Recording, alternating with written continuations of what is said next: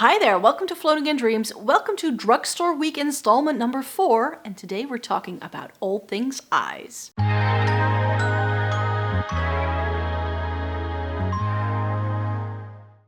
Welcome to everybody watching today. Thank you so very much for joining me. Today's video is going to be an overview of all of my favorite drugstore eye products. So anything to do with the eye area is going to go into this video. So this is going to be a little bit longer than the other ones because not only, of course, does this include eyeshadow palettes, which is one of my favorite things to talk about, but also all of the other things like mascara and eyeliners and things like that. That's also what I wanted to rope into this video because especially within the eye product category, there are some things that I exclusively like from the drugstore. So that's why I wanted to make sure this gave you a really good roundup. So let's just get into it.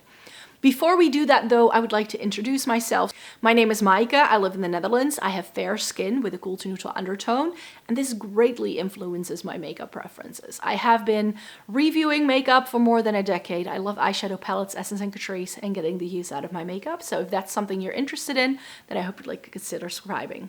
So let me start where I usually start my eye makeup, and that is going to be eye primer. And I have two eye primers that I really enjoy. I'm currently using the Neutral Eye Base from Kiko, and this is an unexpected favorite for me because I wasn't sure whether I was going to like it all that much, but Kiko is a little bit easier for me to find than Milani, which is why I wanted to throw it in here. But my all-time favorite is the Milani eyeshadow primer. This thing outperforms all of the high-end ones that everybody's always raving about. This outperforms the Urban Decay Primer Potion. It outperforms the Too Faced Shadow Insurance. I've tried so many eye primers over the years, and I always come back to this one. But yeah, I was saying how the Milani eyeshadow primer is just something I always come back to. But now that I've tried the Kiko and knowing that the Kiko I think is already more affordable than this one is, plus Kiko very often does sales, and they do a very similar thing on my eyes. This is a little bit thicker. It has a little bit more color to it, so it does even out your eyelids just a little bit more than I feel this one does. So this may actually become my new favorite. Who knows? I'm sort of like halfway through the tube. Because this is thicker, I feel you use more product though. That said, now that I'm like nearing 40, I do like to sometimes use eyeshadow base in this area as well as the top so that my concealer doesn't crease. Which is why I like that I've taught myself to apply eyeshadow primer at the very start of my makeup routine because then I can apply the concealer over it and it actually stays put a lot better. So pro tip, if you struggle with creasing under your eyes, then maybe apply eyeshadow primer beforehand. We'll just get the boring things out of the way first. Are they boring things? I'm not entirely sure, but I feel they are boring things. Because remember what I said about some of my eye categories only being from the drugstore? Eyeshadow primer is one of them. Brows is another one of them. So my favorite all-time brow gel, you guys know this about me. If you've been here before, the Essence Make Me Brow in Blondie Brows. That's what it's called, right? I always forget the shade names. Yes, Blondie Brows. I'm actually right. This thing, this outperforms Benefit Gimme Brow, the Glossier Boy Brow, the e.l.f. Wow Brow. Every brow product I have tried that promises to do like the fiber with a bit of color thing, I always come back to this. If I start using this, I think it's my 10th tube by now. And this lasts a long time as well. I find that lots of brow gels dry out before I can try them, or they start to smell like alcohol, or something else starts to be funky about them, whereas I feel that there's still a lot of product left. This is the only brow gel that I can actually use up before it's starting to look or like just smell weird. Very often with clear brow gels, they come in a clear tube as well, and it just starts to look really murky. And I feel that they gloop up really easily as well. And with this, it's just never the case. It works marvelously, so I love that. And the other thing I was holding up is the thing that I always buy one or two of whenever I'm in the UK. It's the Soap & Glory Archery Brow Pencil. Oh, they've now changed the name. The Precision Brow pencil and brush in the shade Blonde. It has a spoolie on one end and one of those very fine tipped brow pencils on the other. And this is my ideal brow combo. This works really well in my brows. It's not too dark, it's not too light, it doesn't look cakey, it doesn't look weird because the pencil is small enough. It works in my brows whether they're a little bit fuller or whether they're a little bit thinner. It just always works, and I really enjoy this product. Sad thing that I can only ever pick this up whenever I'm in the UK, but I tend to travel to London at least once a year, so I'm usually pretty good there. But yeah, London it is. That's where I pick it up. But yeah, that's just my favorite combo till this day. Nothing beats it.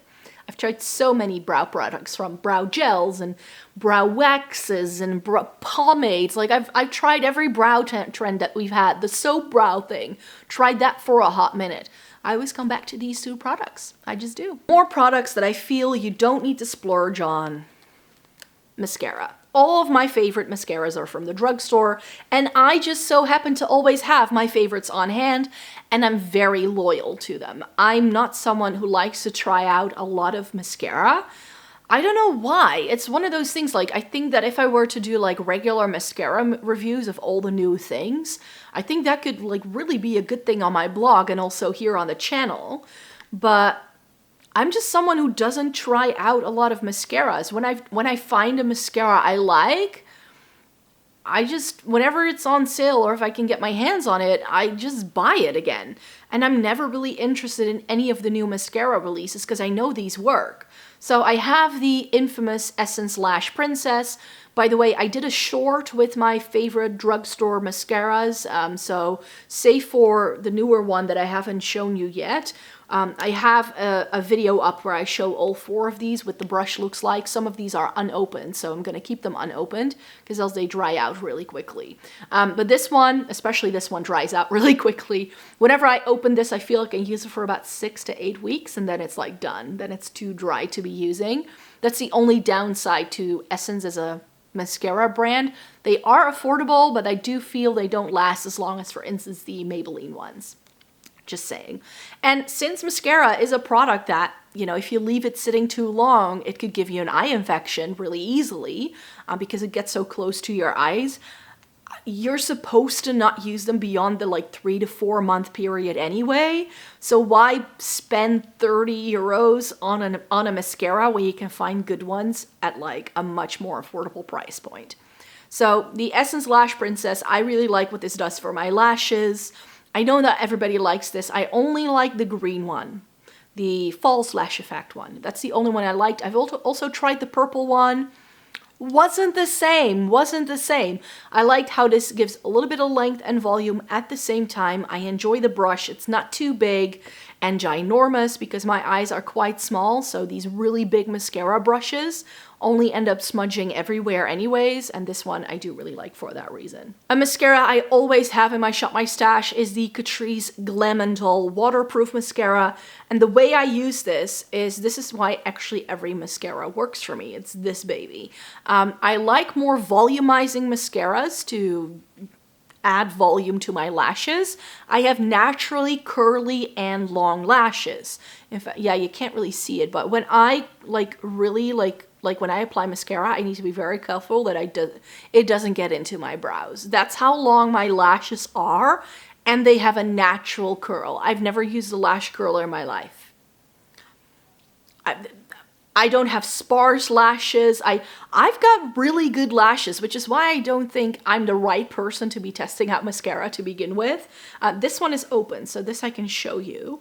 But this I use as a waterproof top coat and on my bottom lashes. So this is a very sparse brush, and I like to use it to sort of brush through any lumps and clumps that the volumizing mascara might leave behind. And then I sort of push the product through my lashes and spread it out a little bit more carefully. And this really works on the lower lash line as well, because this brush, I just dab it onto my lower lashes. It doesn't have that much of a smudging quality because it is a waterproof mascara. So if you struggle with mascara like smudging when you put it on your bottom lashes, that could be your concealer being very creamy. It could also just be oils from your skin, but I feel that, you know, with an eye primer underneath your concealer and a waterproof mascara, you minimize the risk of you creating panda eyes throughout the day a little bit more than you normally would. So that's why I really enjoy this. This is still in their collection. I've been buying this particular product for 6 or 7 years now. And I go through 3 or 4 of them every year. So I've tried like 30 of these and they're consistent and they work every time for me. Then I think my favorite, like when it comes to like what it makes my lashes look like, I think my favorite has to be this. This is the Maybelline Falsies Lash Lift. And I only buy Maybelline mascaras if I can find them on sale. So buy one, get one free. That's when I stock up on Maybelline and also L'Oreal mascaras, because I find them a little bit expensive buying them full price and just buying a single one. They're usually like 18 euros over here. Like by now, like a Maybelline or L'Oreal mascara is like inching towards the 20 euro mark. But this is my favorite one. It reminds me a lot of what one of my other favorite Maybelline mascaras used to do for my lashes. And that was also called like Falsy something. I don't remember anymore what it was called. But yeah, this works. It has a bit of an hourglass shaped brush and it really nicely pushes the product into my lashes and it just works every time. And then these two are again in my Shop My Stash. So this one I can open, the Paradise Aesthetic from L'Oreal. This is called the Lash Paradise in the States. And this is a little bit more of that traditional like brush. I like this well enough. Now that I'm using it again, I'm like, oh yeah, I really like it. But this is also a slightly drier formula, which is why I prefer the Maybelline, because I feel these drier formulas just look very spidery really quickly. And I tend to go through them really quickly because of that reason, because they just get to a point where they get so thick and clumpy that it doesn't look nice in my lashes anymore. And with the Maybelline, I feel there are like a good 3 weeks when you first open them where it looks a little bit watery and like it doesn't do much at all. And it really needs to sit there for a couple of weeks for it to dry down a little bit and get the perfect consistency. But then I can use it for like 6 to 8 weeks with perfect consistency, and that's a mascara that I can actually like get close to being used up. This one, not so much. And then this is actually quite new, but I'm really loving it. It's the Essence Lash Without Limits. Is this a volume, extreme lengthening and volume mascara? So it's both volume and lengthening. And this is the brown version, because they're doing this in a brown. I haven't tried the black one yet, but it's a very similar brush actually to the Catrice Glam & Doll, I feel, where it's just like this plasticky, more tapered brush with a little bit of spikiness to it. It works really well on my lashes. I'm really liking it, and I'm really having a moment with brown mascara at the minute.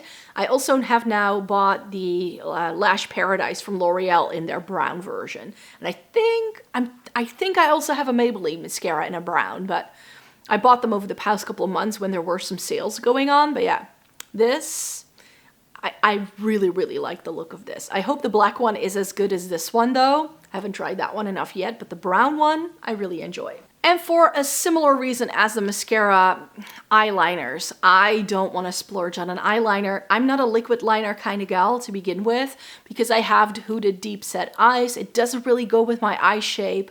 And then spending so much money on a product I rarely use, and that could dry out and just not, like, again, eye infection waiting to happen. If you leave it too long, it's just not gonna work. So in terms of a liquid liner, if you just want a brown or a black liquid liner, Essence. These ones are $2.50, maybe €3 at the drugstore. They're liquid ink eyeliner, and they do it in a brown now as well as in the black. The black I've used for years.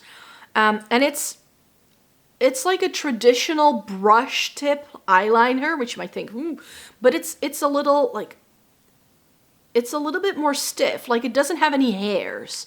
So it's sort of like the best of both worlds between a felt tip, but it kind of moves around and it's thin like a brush. Same thing with the brown one, and I really like this. If you're looking for a really good liquid eyeliner, try Essence, because they do some really nice things and it's super duper affordable.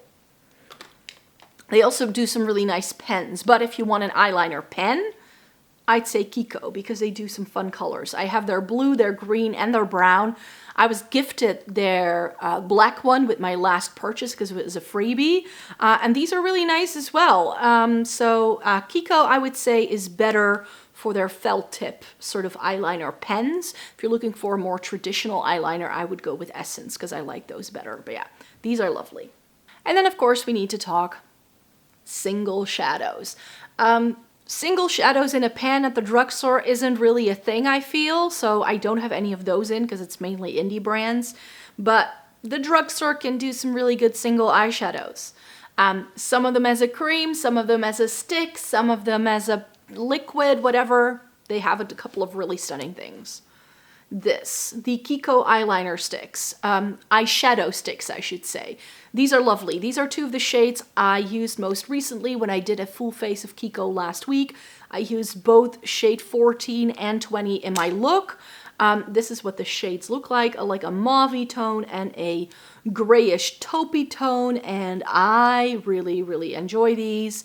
I've been buying these for years. They are cheap and cheerful, especially when you get them on sale. They do a bunch of shades. They do discontinue them quite often though, so if you see one in the store that you like, you might want to snatch it up today.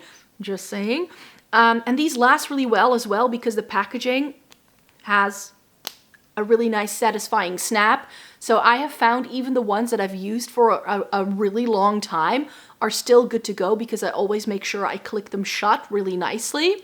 So these are lovely. I really enjoy these. You could use them on the lower lash line as well if you want to use an eyeliner on your waterline, like a pencil liner. I like this better almost than I do a traditional eyeliner pen, like a kohl liner. I like these a lot better. Then for a liquid shadow, I would go with the Essence Luminous Eye Tint in the shade Shimmering Taupe. This is lovely. This is one of the best taupey, cool tone things. I have seen though that in the US you get more shades than we do. There's a green out in the US in this formula. I would love to try that. Over here we just have a champagne, a rose gold, and this taupe, and that's it, which is why I didn't buy any of the other ones, even though I love the formula. This works really well. However, when you use this on the eye, be aware, when I use this on my lower lash line, my eyes did not like that at all. So there is something in this. If you have super sensitive eyes, you may not like it. And if you do want to build this up to full intensity, I would recommend using a little bit, sharing it out with your finger, letting it dry down, and then going in with another layer because then you get the best wear time out of this for sure. Then some cream eyeshadow. And I have to mention them. I know these aren't going to be drugstore in everyone's perception, but I think the ColourPop Super Shock. ColourPop eyeshadow is just, that's where they shine for me, where Kiko is the brand for cheek products, I feel ColourPop just kills it in the eyeshadow department, and their Super Shocks are some of my favorites till this day. I keep buying them. I don't necessarily use all of them, and then I declutter some again, but the two I always go back to, So Quiche, and of course Ritz, which has pan. Again, with the kind of eyeshadow eyeshadow collection I have, to have pan on one of my Super Shocks is actually, I've used this a lot. I love traveling with these. This is all I travel with nowadays. It's I don't even bring a palette. I just chuck some Super Shocks into my makeup bag and I'm good to go. So yeah, these are really lovely, and of course ColourPop can be a little bit difficult to get if you're in the EU. It's almost Black Friday, and they usually do a 25% off sale, and I think you get free shipping at the 55 euro mark, I believe. So I usually try to stay within 50 to 100 euros whenever I order from ColourPop. And then usually with the discount and all of the shipping handling fees, it kind of evens it out, I feel. So that's up to you. You take the decision whether you want to do something like that, but I love those too. And then I have Mina here again. I already showed this brand in my lipstick video the other day, but their cream eyeshadows are really lovely. This is shade 963, which is this mauve taupey thing, and they all come with a little plastic protector, which I like to keep in. But this is what that shade looks like. It's like a grayish, purpley, taupey thing. It's really lovely. It's a little bit more mousse-like, but these are really long-lasting. Again, I prefer using this with my finger and then like blending it in. And I love layering this one underneath my REM Beauty like cream eyeshadow, like jelly shadow that I have by that brand. Really nice combination. However, that being said, this by itself is really pretty as well. And this truly is long lasting. It's the 24-hour cream eyeshadow for a reason, because once this sets, it doesn't go anywhere. And I believe this comes in a bunch of shades, and you can use these as liners. So they do like a really nice vibrant blue, and these are intensely pigmented enough that you can actually use them as eyeliners as well. So sort of like a 2-in-1. And then this, I just have to throw it in here because I used it in my eye look that I did for my most recent full face look on Kiko. This is the Color Lasting Creamy Eyeshadow in shade 07 Rosy Silver. And this thing was amazing. This looked so good. It performed really well. It stayed put really nicely. So can't fault this one either. And of course, I have to shout out the Kiko Water Shadow. So Kiko, in terms of eyeshadow palettes, not my favorite, but their single things, their creams and their eyeshadow sticks, and also these water shadows are really good. I have 2 shades here that I picked up just recently, but these are from their older line.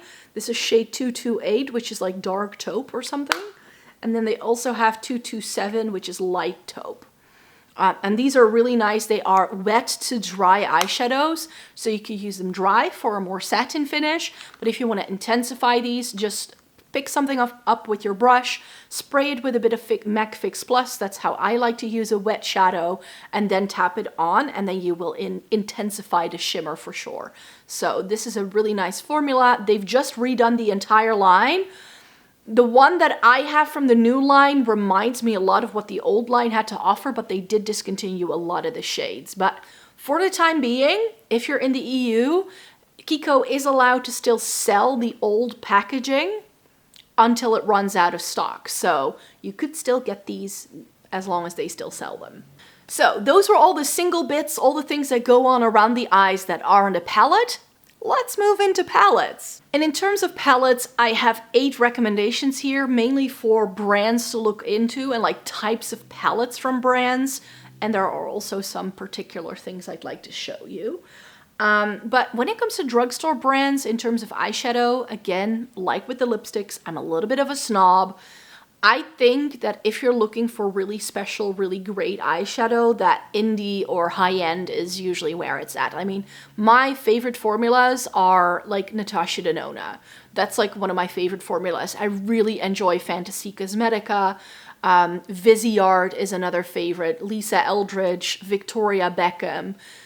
They're pricey things that I like. When it comes to eyeshadow, I have expensive taste.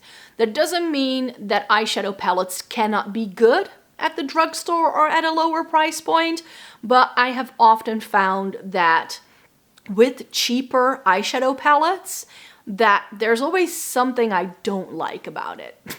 Either the color story doesn't quite work, or it doesn't have the interesting shimmers that I'd like. Like, there's always something I can find to fold it. So when it comes to like decluttering eyeshadow palettes over the years, the category that I've decluttered most is drugstore, because it's just so hit and miss. And even within the brands that I like, I sometimes have things that I just don't like at all. That being said, these to me are the cream of the crop if you want to make a purchase from a drugstore brand in terms of eyeshadow and you want to make it a palette, then this is where I would go. This would be my first port of call. And I have to, of course, mention them. Glam Shop. Are they drugstore though? In a way they are, because in terms of affordability for an eyeshadow palette, these 9 pans retail for around the €20 mark. However, their larger palettes inch up towards the €35 mark. So it's up there. However, if I were to get ColourPop, I would pay as much money for a ColourPop palette as I do this. Once I add up all of the shipping and handling fees. So if you're in the US, you may want to go for ColourPop, whereas if you're in the EU, you may want to look into Glam Shop. If you're looking for those really impactful shimmers that you see everybody in the indie community raving about, then Glam Shop is where it's at, because they do that. I'm holding up my Coco Sanka. This has long since been discontinued, because that's another thing with this brand. Once it's gone, it's gone. So this is a website you need to have a look at every month or two to see what they have to offer, and then you can pick it up. But once something is sold out, they very rarely bring it back. And all of the palettes I have from this brand have sold out. So I'm terribly sorry. That's why I'm like, you know what? I'm just going to be showing them the OG favorite, the one that started it all, because this is one of the first ones I bought from the brand. And I love these. I just think the mattes are amazing. Their shimmer formula is amazing, and they do sell singles. So if you want to try the brand and you don't want to commit to a palette, you could also go for some of their singles, which are also lovely. And they very often do sales where you can pick up a single pen for like €1.50. So Glam Shop, I definitely did not want to leave out of this video, because they are one of the more affordable eyeshadow palette brands for sure on the market that I think are just doing such a good job, and I can't wait to see what they're going to be bringing out next. Now, I know this particular brand is difficult to find. They went bankrupt, then Makeup Revolution actually bought them, so you can still buy BH Cosmetics. They're not gone. They've released some new products, but the brand is not getting the kind of hype that they used to, and I really haven't seen them releasing anything interesting like they used to when they, for instance, did this. This is the Love in London, and this is one of my favorite all-time eyeshadow palettes, which is why I wanted to show it here. But I think that because BH Cosmetics is now a little snowed under, we tend to forget about this brand. And even though this palette may no longer be available, I know there is still some stock floating around of some of these other 16 pans that perhaps they did a little bit later. So even though you can no longer get this particular color story, you can still get things that look like this from this brand with this kind of quality.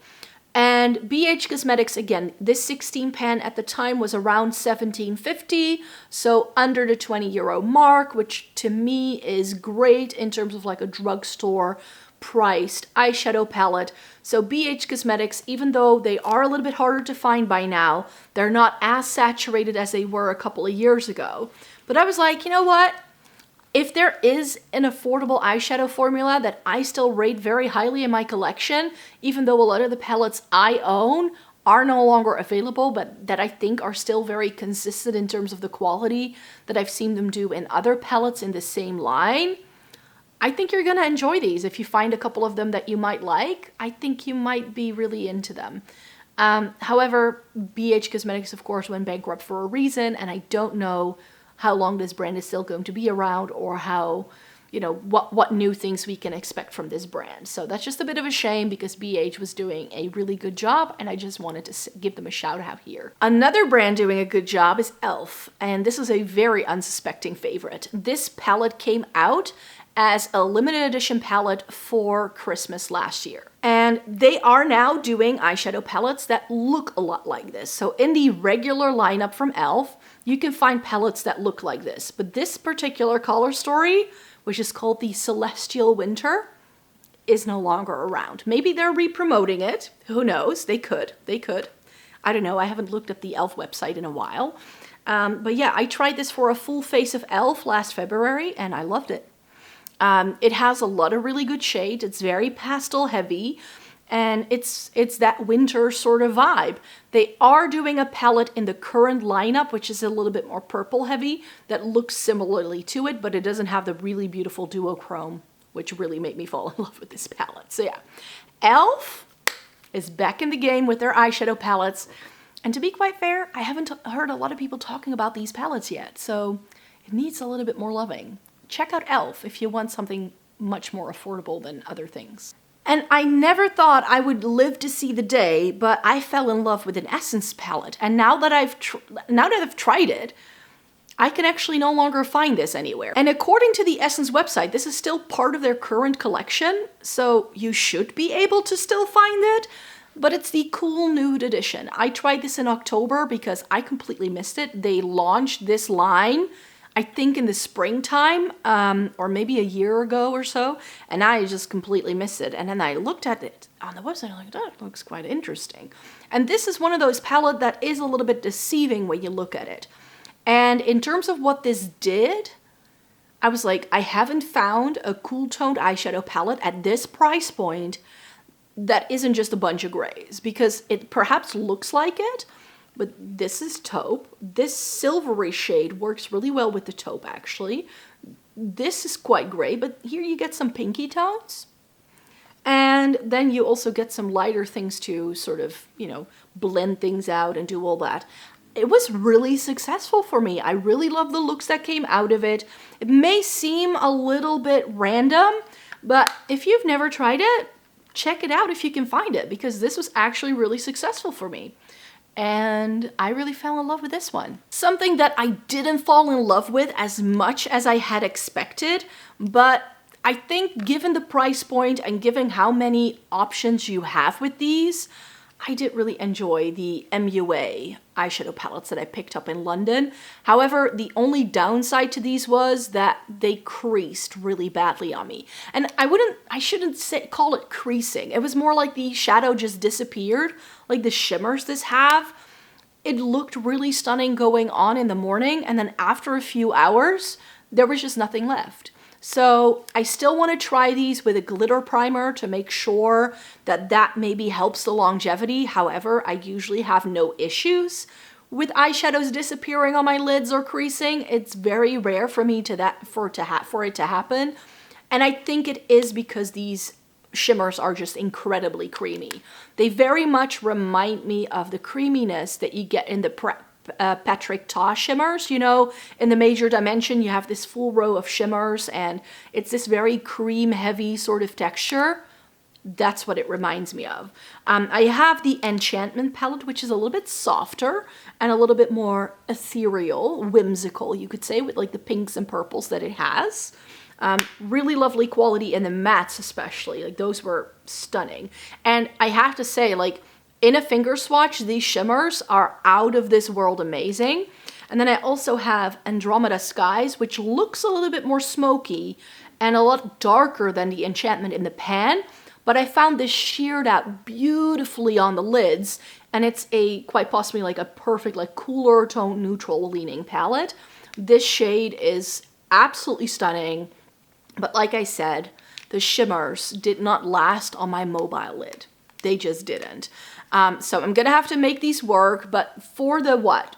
£3.99 these go for? I mean, these were like £4 at the UK drugstore. I'm willing to put in the work. You know what I mean? Like if this was like Patrick Ta level kind of price point, like if these were like these little 5 pans were like a Natasha Denona 5 pan, they were 30 euros, I'd be a lot more disappointed with it.